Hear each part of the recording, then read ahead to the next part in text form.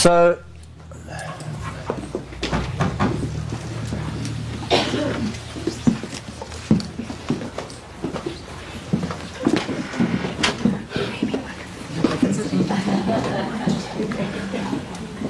let's look at this, let's go a little bit deeper and look at this in action, right? Because it's the thing about the mental body is,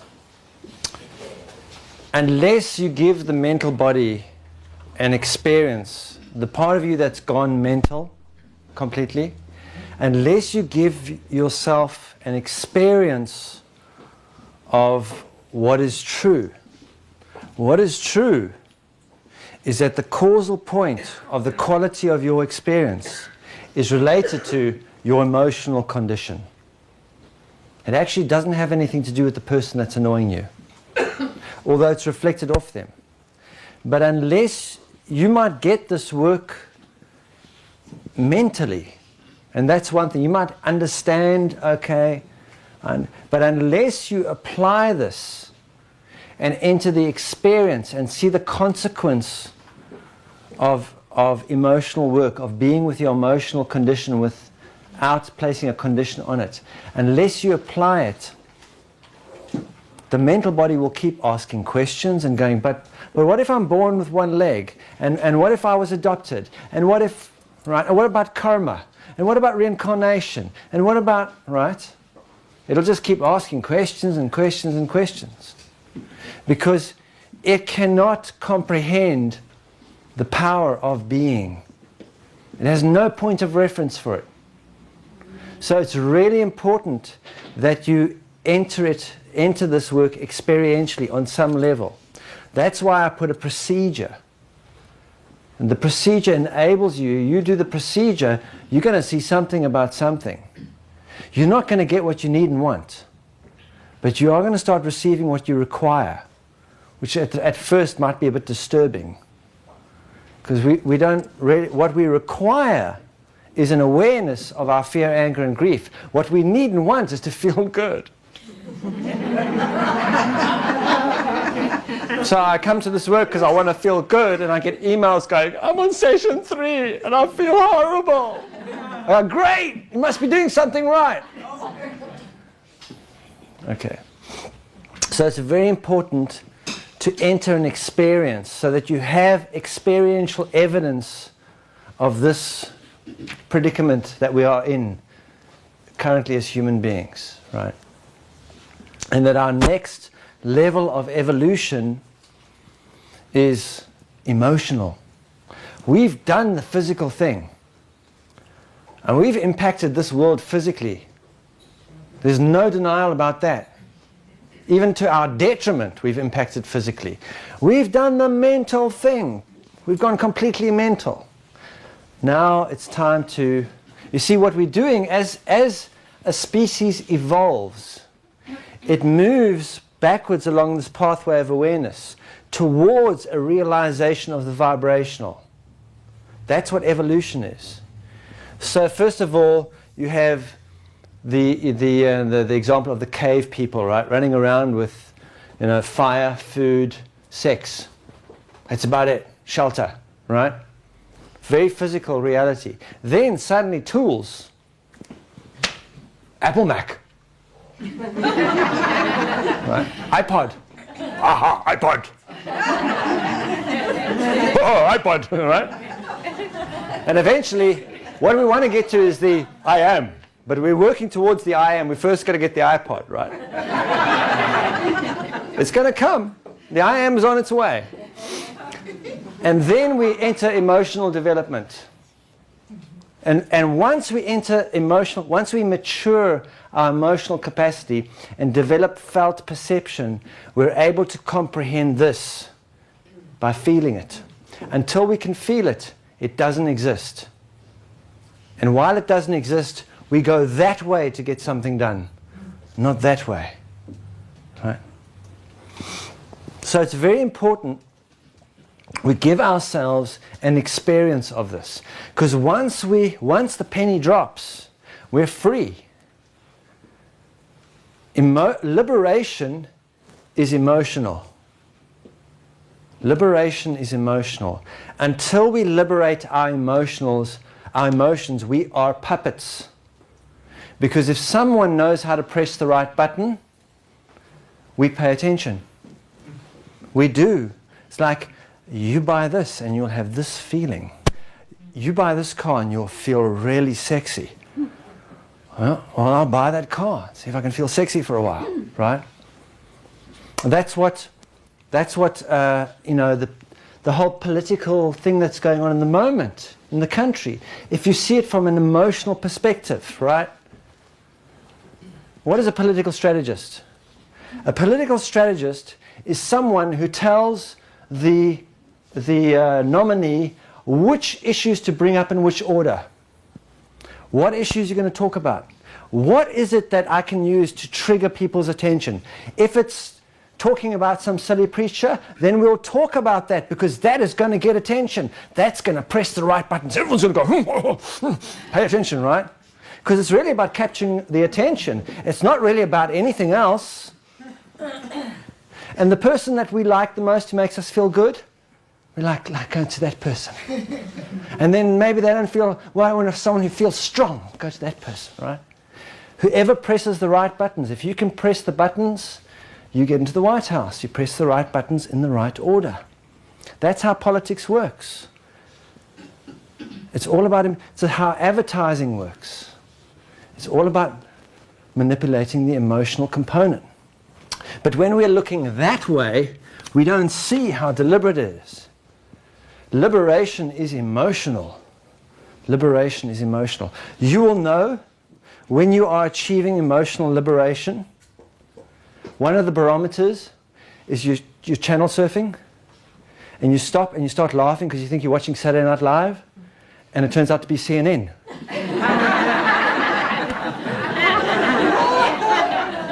I've made a breakthrough. I see how funny it all is now. Because it's not pushing my fear, anger and grief, because I've taken care of that. And not pushing my buttons to get my attention, right? But first of all, to get to that point of liberating our own emotions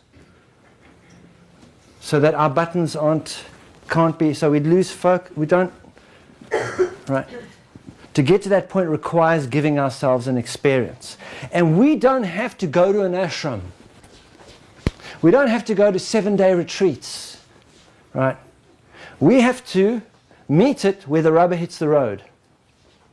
If we do stuff and it doesn't impact our 3D experience, what are we accomplishing? If I go to a 7-day retreat and it's really cool because everyone's groovy there, the food is really cool, the people are really like, namaste, namaste brother. They're not like the people at the office, right? Who are real with me. These are like really cool, okay? So for 7 days I'm sort of wafting along and it's just wonderful. In nirvana, right? And then I go to work on Monday and I can't stand it. I'm overwhelmed by this, right? What have I accomplished? Nothing. Nothing. It's very important that we impact our 3D experience. Because why? We're living in the 3D. We want to impact our experience. If the work we're doing isn't impacting our 3D experiences, my motto is I just drop it. Just drop it. So we don't have to look for this work. The universe is so full of grace. It brings it to us on a silver platter every day in the form of the upset. Whenever we are upset about anything, the upset, you know, it said, I shall come as a thief in the night. We're waiting for this person in like a halo with like angels going, hallelujah, here he comes, right? No, I shall come as a thief in the night. I shall come when you're asleep in your experience, when you are completely believing the illusion you're living in, and I will wake you up. Because the Christ is the crisis. The crisis. Whenever we get upset, we are being set up, not upset. We are being shown outside of ourselves what we can't see because we don't have insight. So we have to see it outside. Right? We're showing what's going on inside of ourselves as far as our fear, anger, and grief is concerned. So let's look at that. I'm going to pick on you today. It's coming from outside. So, it's always the man in the front row who gets picked on. So I come to work, right? I'm 15 minutes late because I'm hurrying. You'll notice people that are late, they always hurry. If you want to stop being late, stop hurrying. Hurrying is the common denominator. Cut hurrying out of your life, you won't be late anymore. Try it. Right, so I'm always hurrying, so I'm 15 minutes late, and I walk past my boss's office, and as I look into the door, he looks at me like this. Right? And I walked, from that moment, I walk into my office, and I'm really pissed. I mean, I work hard. I don't deserve to be treated like this. I get my job done. Okay, so I'm 15 minutes late, so I'm late, right? But that's not a big deal. I don't deserve to be treated like that, right? What happens is, what I don't realize is as I walk past the office and he looks at me like that, I get triggered. And in that moment, I actually step into a memory bank. A memory bank. Because in this work, what we're working with is memory. Memory. And the memory isn't mental, it isn't physical, it can be reflected off the physical, it can have a story about it, but the memory itself is an emotional signature. A signature that has been passed from generation to generation to generation. And when I get triggered like that, and I enter a memory bank, because what's happening is, I'm not seeing you. If I look at you, and you remind me of my father, you have disappeared. I'm now entertaining an illusion. And if I start to behave around you the way I behave around my father, now I'm in a state of delusion. Right? So that's what happens. Whenever we get upset, what's happening is a memory is being triggered. And initially, because when we think about memory in this mental state that we're in, we think of, what did we have for lunch yesterday? It was, I had this food, and if I stay there long enough, I can hear the sounds and taste the tastes. We're not talking about that memory. The memory isn't really related to how you look or the story I tell myself. The memory is what I'm feeling, but I don't know that, right? Because I'm just a regular human being, and I'm getting upset. And the moment I get upset and I get triggered, what I do not realize, what I do not see, is that I enter an altered state. When we enter a memory bank, we're entering an altered state. And a person in an altered state behaves like a mad person. Right? And the behavior is absolutely predictable. There's only two things that are going to happen here. The first is, I'm going to tell a story. I don't deserve to be treated this way. How dare he look at me like that? I do my work. I should be more appreciated. Blah, blah. And if I keep telling that story, I will hypnotize myself with it. Right? And if I hypnotize myself enough, I will act out of that. If I tell the story enough, I will enter a physical behavior. I will take physical action, which may look like this. Here's my resignation. I don't deserve to be treated like this. Sorry, I'm going to find someone else who appreciates me. And off I go, right? I showed him. I feel better. I feel much better. 3 days later, the altered state has passed. I can't even relate to that behavior of that person. Who was that person? Who did that? Who destroyed my life? I don't have a job, I don't have an income, and I'm not going to get a good reference. You can be sure. It's not going to happen, right?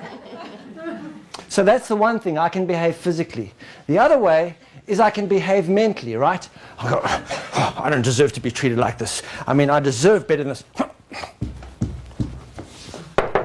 We need to have a talk. If anybody comes to you and says, we need to have a talk, you must realize you are dealing with a deluded person.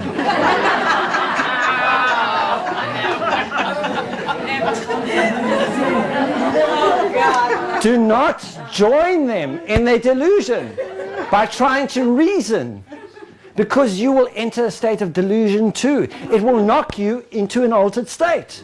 And then the two of you will go at it.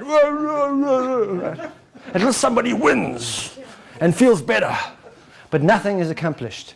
Nothing is accomplished because when I go to work the next day and I'm hurrying, right?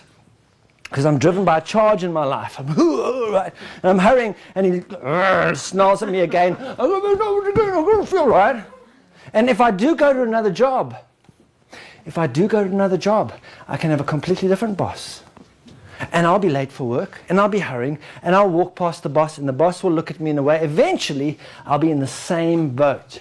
Because you know, when you've tried to impact the quality of your experience by making physical changes, how something always eventually reveals itself as being unchanged. And if you can sink deep enough in your experience, what that is a feeling. It's just the same as it ever was. Remember the talking, I don't know if you saw the Talking Heads video, same as it ever was. Yeah. Same as it ever was, right? Yeah. I leave my job, I leave the country. I leave. 3 months later, same situation. The only thing is I can't recognize it's the same situation because the physical world, I've changed the physical. And the physical looks different. And I may be telling a slightly different story, although the story, there will be similarities, right? So let's say I get turned on to something like the presence process, which is designed to show me, to enable me to start regaining consciousness while I'm in an altered state. That's the first 6 weeks of the presence process, are simply giving us a means to start regaining consciousness while we're in an altered state. And there's about 3 steps to this regaining of consciousness, right? The first step is I read the stuff and I'm doing my breathing, and the breathing assists to gather presence. And so I gain enough presence to intellectually get that an upset is a setup. But it doesn't help. Because I walk past the door, he looks at me that way, I get furious, and then I go, oh, that's a bit of an arsehole there. Look at that behavior, right? I catch myself afterwards. Even though I know about this, I still catch myself because reactive behavior is our most powerful addiction. It's our most powerful addiction. What we do is we shoot all our energy out into the world. Whenever we remember something that's unintegrated, it's like a charge that comes up into our system, and we kind of vomit it outwards in a story and in behavior. And that behavior is an addiction. It was passed on to us as children. Our politicians, our priests, the profiteers, our parents, everything beginning with a P behaves like that. So we behave like that, right? So the first step is we're still going to react and catch ourselves afterwards. The next step, once we gain enough presence, we come past the door. We know now it's not about him, so I'm not going to do the physical or mental thing. And he looks at me, right? And I go, oh, and I'm in mid-stride. Oh, that's a bit stupid, right? Catch myself in mid-reaction. It can take a little while to gather enough presence to do that, to regain consciousness in an altered state. The next thing that happens is I can see it coming. I can see it coming. I know I'm going to be late. I haven't dealt with the issue that drives me into being late, because I'm always late because of an emotional signature, right? I'll only realize that once I integrate that emotional signature and find that it's quite easy to be on time, actually, if I can show up. So the next thing is I know it's coming, right? And so I see he's going to go to me, and I'm going to walk past the office, but I know it's coming, and I feel the anger. I feel annoyed by his behavior, But now I don't go into reaction. I feel the anger. Now I can start to enter containment. I can contain that, not suppress and sedate it from my awareness. Because that fear, anger, and grief, what we're doing, you'll eventually realize, everywhere we're trying to feel better, we're trying to suppress that discomfort. That's what feeling better is about. If I can just suppress that discomfort from my awareness, sedate and control my experience in a way that I do not feel the fear, anger, and grief, I feel all right. I'm having a nice day. Not live, but I'm having a nice day. And that at least is something, right? So, I learn about the presence process. And I get to the point where I still get triggered by the reflection, by the messenger. He's just being a messenger. I like the word messenger because it also is like mess ender, right? He's reflecting an internal situation in my emotional body which I am now choosing to clear up. So I may go through the rest of the day feeling angry, and I may catch myself telling the story, but I'll catch myself and go back and just sit with the anger, right? But I may not be able to give that anger too much time. So what happens is, when I go home that evening, now I can enter the deliberate alchemy, liberation through alchemy. I go home, I'm going to take a quiet moment with myself. Now I can use the physical and the mental to get to the emotional. The first thing that I do is I start to tell myself the story about what physically happened. What happened to me today? And my boss looked at me in a certain way. I'd start telling the story, and as I tell the story, I notice I start getting angry. That anger comes up. That's it. The physical and the mental have done their job. They've done their job. Where is that anger inside of me? It's in me. I can feel it. If I just feel it, it'll be somewhere in my being. For most of us, it's around here, right? Stuff we can't stomach, it's around here, right? It can be in my hands too, it can be in my face. Wherever it is, I allow myself to feel it. I allow it to be there. I don't suppress and sedate it. I don't even want it to go away. I don't even want to change it.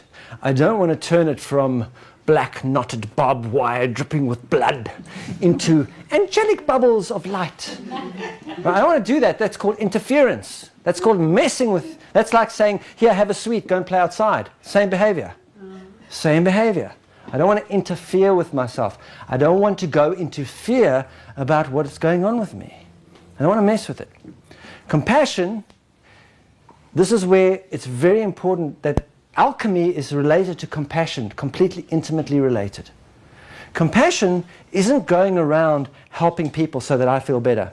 That's the job for the UN, right? Don't go around help people so that you feel better about life. That's called interference. That's giving people fish instead of teaching them how to fish, right? It's going to mess with everybody.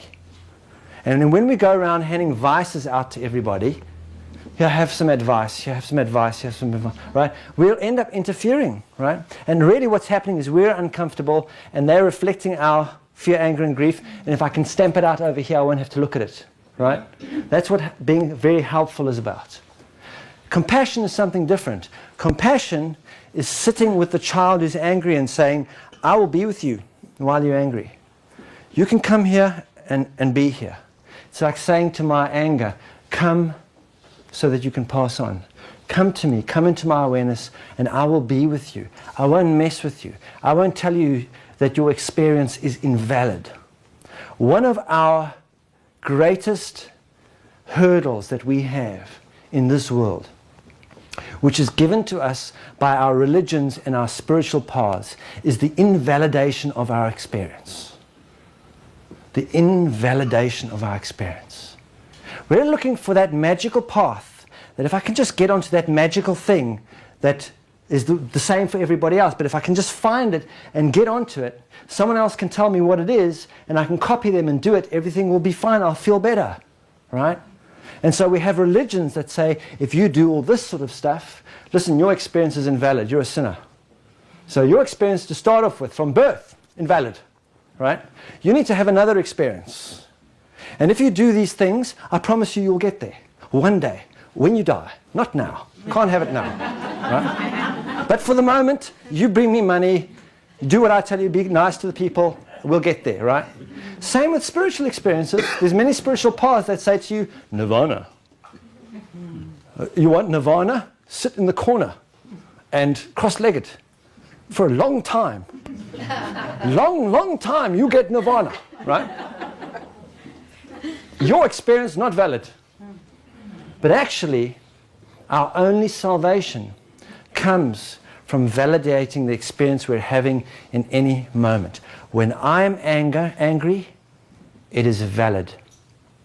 When I am afraid, it is valid. When I am sad, it is valid.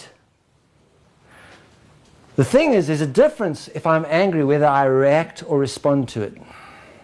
If I react to it, I'll take it out on others, I'll suppress it in myself, I'll blame the world for it, and I'll suppress my awareness of what's causing that lack of quality in my experience. But actually, every emotional experience I have, every feeling I have, if I'm confused, it's valid. I shouldn't have to be clear in that moment. I can allow myself to be confused. If I'm not feeling at peace, that is valid. How I'm feeling in any moment is valid. And only when I enter that space am I entering the frequency of compassion that enables me to become an alchemist. Every one of us have an experience that has been intimately designed for our own salvation or for our own awakening to the reality of the vibrational as being the causal aspect of everything.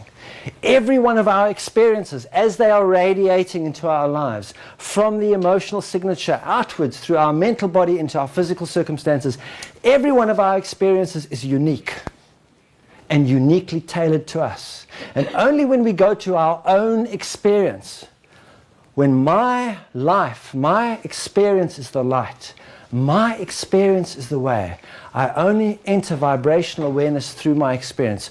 Only when I enter that place and accept my experience in every given moment as valid, am I going to start seeing the power of being with that, the power of my being.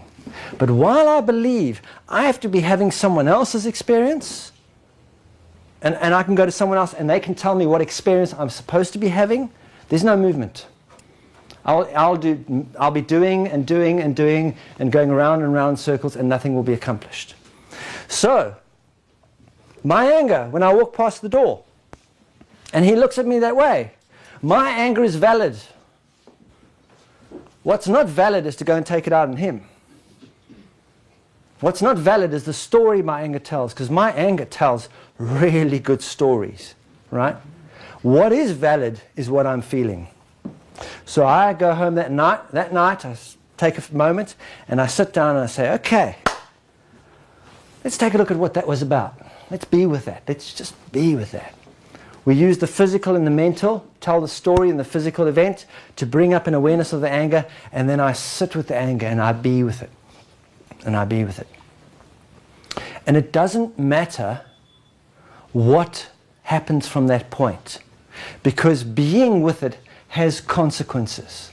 That energy will move organically. The mental body can't get organic movement. It can't get it. The mental body believes that a plant, watering and fertilizing a plant is not enough. You have to tell it how many branches to have, how many leaves to have, when it can have those branches and leaves, which direction to face, which birds are allowed to sit on you, how many earthworms around you. Everything has got to be controlled by the mental, right? It can't let things happen organically. And the thing about going and being with our emotional state, just as it is, and allowing ourselves to be there, it initiates an organic movement. And that organic movement will bring us what we require. And one of the things that will happen, there'll be an energetic movement. And some people, they will experience an energetic movement. They'll actually experience this feeling here moving upward into the throat center. And then feelings of emotion, energy in motion. This energy that's been blocked is moving, and then it'll even go up here and be hot, and there might be tears, and then it passes on. That's one way that things happen. Other people don't have that experience. They might have a different experience. But whatever happens when I am being with my emotional condition is valid. It's absolutely valid. And if I allow it to move on, there will be a shift in my emotional state related to that anger. The energy will go into motion. And at some point, it will peak. And we know it's peaking because we will enter what's called the death experience. Because really this piece of anger, this memory that I'm working with, has got nothing to do with this moment. In this moment, it's not true.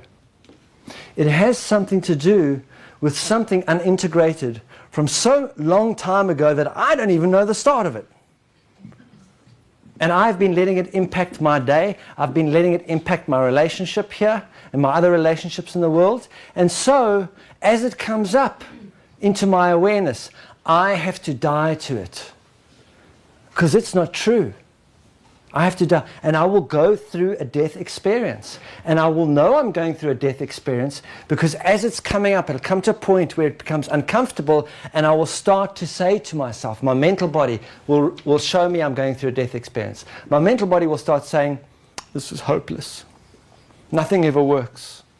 There is no hope. There is no God. Nothing has ever worked out for me. It's over. I might as well just give up. And if we stay in that place, if we just leave the story, let the story, because the mental body goes blah, blah, blah, blah, right? Let that mental body do what it's going to do, but stay with the emotional signature, it will peak, peak, peak, peak, and there will be a shift. And after that, the shift may be tears. It may not be tears. It may be different. It doesn't matter. Whatever it is for you, it's valid, but there will be an energetic movement. And it will take you to a point of being in peace. That anger, whatever it is, that energy that we spell anger, because it's just energetic circumstance. It's not even anger. Anger is a spell we put on it. That energetic circumstance will move on, will become to a point of resolution. And when it comes to resolution, there will be a sense of peace afterwards. And not only that, but we will have a revelation.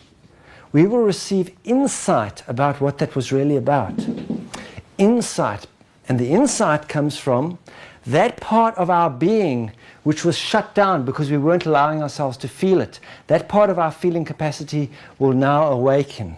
That aspect of felt perception. And because it awakens, it's like having an eye that opens. And we get insight about what that is. How that's followed us through our life. How we saw it in our parents. We'll just get insight. Right? And knowing about it. That doesn't even come from understanding. You see, the mental body would have us believe you need to understand so that you can heal. And I'm telling you that that is a perceptual error. You need to integrate the emotional body and then you'll get the insight afterwards.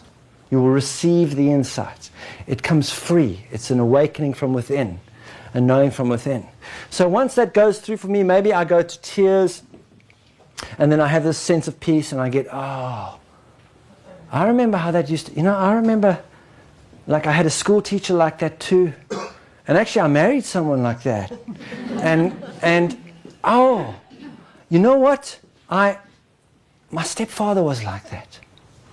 I was always hurrying because I was afraid I was never going to get the things done he wanted done. And I was always late. I could never remember what to do. And he used to growl at me and look at me. I see its trail back in my life, all the consequences of this anger this energy that I've been carrying. And I get the insight and it passes on. And I'll have a feeling of peace about it. But the barometer is the impact on my 3D. The impact on my 3D. And I will see that when I get to work relaxed, on time, and I look in the office and I see you for the first time.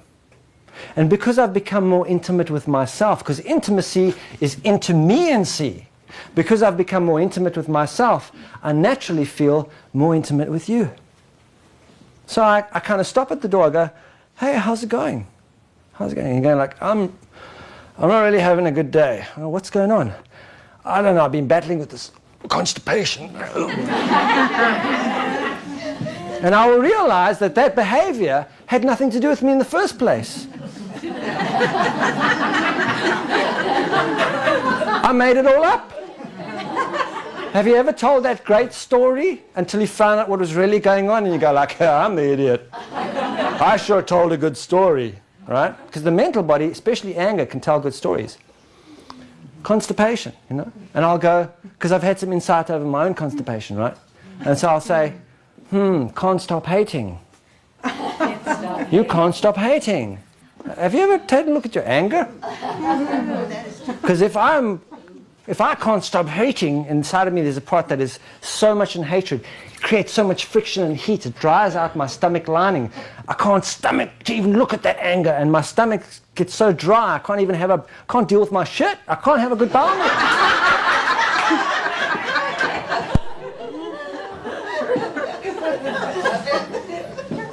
But the revelation is, it actually impacts my 3D experience. It actually impacts my 3D experience. That's alchemy. Because what I realize then, and when I repeatedly take myself to the causal point of the felt discomfort of my experience, and I allow myself to be with it without condition, and I consistently start to see how things around me, I couldn't have made this experience happen in a better way.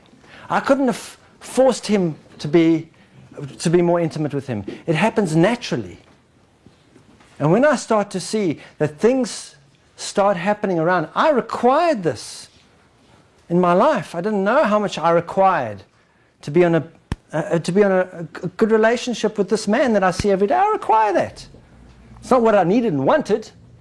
I just needed and wanted to get to work on time and to be appreciated. So, you know, but this intimate connection we have, I require that. And I see how I start receiving what I require, not from anything I'm doing physically in the world. And I go, wow, that's magic. I do unto myself as I would have others do. I do unto myself as I would have others do. Then I'm starting to rediscover the elixir of being, the power of being. Right? The power of being. See, when we're children and we're just being, if you watch a child that is just playing, right? Happy playing child, not trying to feel better, not trying to get attention, just expressing a being expressing itself as a child playfully. Everyone wants to be around it. Oh, love the baby, right? Love the baby. Just, oh, I want to eat you up, right? We're attracted to the radiance of that. The moment that child starts doing things to try and feel better, you can take your child home now. It's getting a bit annoying. It's starting to reflect my behavior, and I don't want that, right? We go from being into doing, right? There's two types of activity in the world all the time. There's activity which is an expression of our being, and there's activity in which we are doing things to try and feel better. We're trying to feel better. And those doings are based on getting results. My doings have results, and the barometer of my results is, do I feel better? If I don't feel better, then what I'm doing is not working. I'll go and do something else. And I'll keep doing stuff until I feel better. But doing doesn't take me anywhere. It sedates and controls my true, authentic inner experience. But when I start to apply being upon my experience, being has consequences. It doesn't bring me what I need and want to satisfy my unhappy child, because you can't satisfy an unhappy child. You can just love an unhappy child. And the loving of the child, love, we call it unconditional love, but we like say the words unconditional love. I'm into unconditional love. I won't allow myself to feel my fear, anger, and grief, but I'm unconditionally loving in the world, right? Unconditional love begins when I place no conditions on my felt experience. I can be with myself without condition. That's unconditional love. And when the child is given unconditional love, this aspect of ourselves by just, unconditional love is just being without condition. That's all it is. It's not actually doing something to somebody. And let me show you that I love you. No, stop, leave me alone. No, I want to show you how much I love you, right? It's not that. It's being with someone and allowing them to have their own experience. We were having this conversation in the car today. We were sitting there at the robots. We were talking about how part of the thing we do is we're continually manipulating our experience to get a particular outcome. If I can just manipulate this experience, and I love the word manipulate, it's got manipulation. And the basis of manipulation is, as a boy, the first thing that's thrust in your face is a nipple. Right? And then, at a certain age, they take it and hide it away. That's a complete setup. Of course you're going to keep hunting it for the rest of your life. Where did that thing go? Where did it go? Right? And then you start trying to get a woman to give it back to you. Like, I'll buy you a ring. I'll buy you a house. I'll give you what you want. Just give it back to me. Right? That's the essence of manipulation.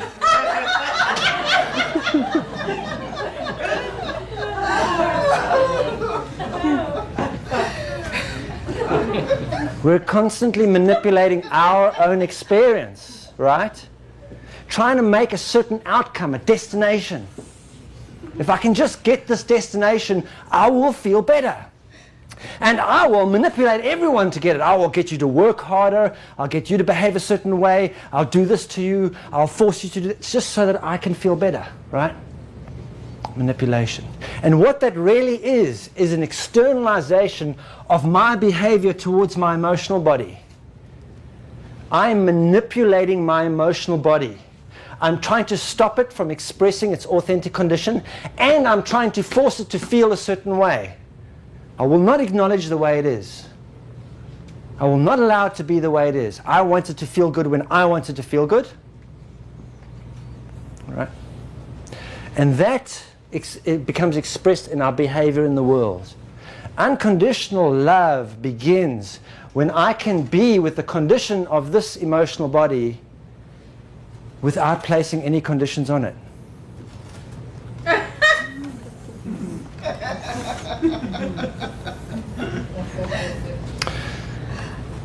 Until I'm able to be with myself in that way, there is no way that I can allow you to have your own experience. There is no way. I'm going to want you to control your experience so I feel comfortable. I'm going to manipulate you. If my experience is not valid, how can yours be valid? Right? I'm going to want to help you out, put you on the right path, right? Convert you to whatever it is. I'm going to want to manipulate you because I'm manipulating myself. And the moment we had in the car, which for me was a profound moment today, just for myself, we were sitting there and we saw two women walking along the street. And we said, they are going, the experience that they're having in this moment is exactly what they require. Their experience is valid. I don't need to jump out the car and go, you need to come to my talk tonight. I need to help you out. Right? Their experience is leading them through the very situations that are constantly giving themselves a chance to awaken this capacity. That's what life is at the moment. For us all on this planet, we're constantly being brought the silver tray of the upset. Grace. Wherever you go, there you are. I'll bring it to you. Don't worry about going to the ashram. Don't worry about going to the retreat. It'll come to you. Like a thief in the night. Right? So our experience is valid.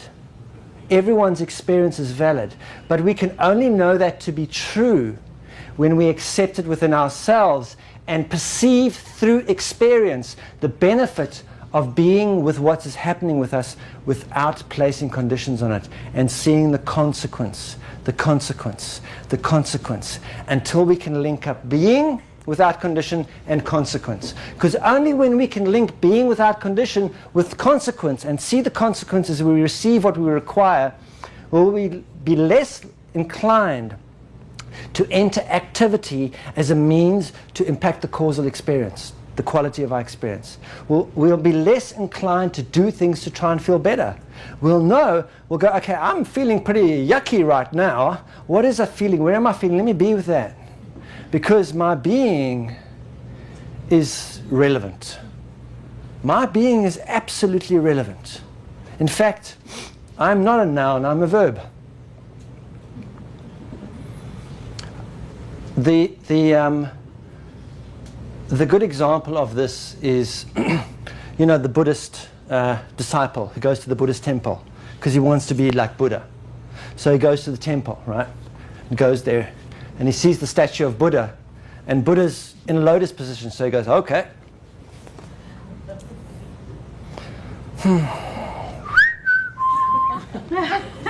What's going on there? Well, take another good look at the statue. Oh, he's holding some beads. Oh yeah, get some beads. Nothing's happening there. Oh, he's got orange robes on. That's it. Okay, put my orange robes on, right? Sit with my orange robes. It doesn't work either. Shave my head. He's got a hair. That's it. He's shaved his head. I'll shave my head, right? Because that's a person who's a being trying to do something. Believes in their doing more than their state of being, and perceives Buddha as a being who does something. So what is he doing to be Buddha? But whenever we are being with ourselves without condition, we are Buddha. Buddha is being, not a being. Just like Christ is being, not a being. It's a verb. It's a verb. When we're a doer, God has to be somebody who's going to do something. I'm going to pray to this person who's going to do something for me. But when we access the revelation of our own being, God becomes a verb, being. God is being, right? An analogy that we can use, or an example, is there are two suns in this world. There's the outer sun, but it shines mainly on our doings. It shines on all the stuff we are going to leave behind. It shines on all the stuff we are going to leave behind. And mostly at this moment in our world, it's shining on what we're doing to try and feel better. Most of our activity is doing stuff to try and feel better. But there's another sun. This sun on the outside has beams. We have an internal sun. Its rays are beings. Being. And when whatever that sun shines on has powerful consequence. This work, the emotional body has come to teach us about giving that sun a chance. The sun that radiates from here, not the one radiating from here. Give that one a chance. That beingness without condition. Give it a chance. Because once we discover that, game up.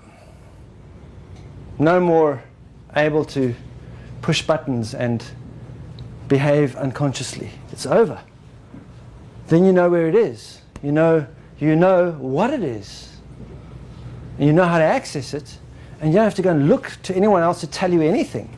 Even answering questions no longer becomes an issue.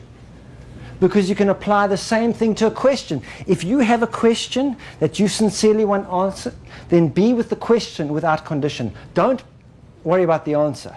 The answer is a consequence. The answer will come into your life experience as a physical, mental, and emotional experience. You'll walk into the answer as a true experience for you, not just a mental concept. Stay with the question. Be with the question without condition. Ask it. Be with the question. Ask. And you will receive. Don't ask and go and get. Right? So we're going to take another break of about 15 minutes or so. All right?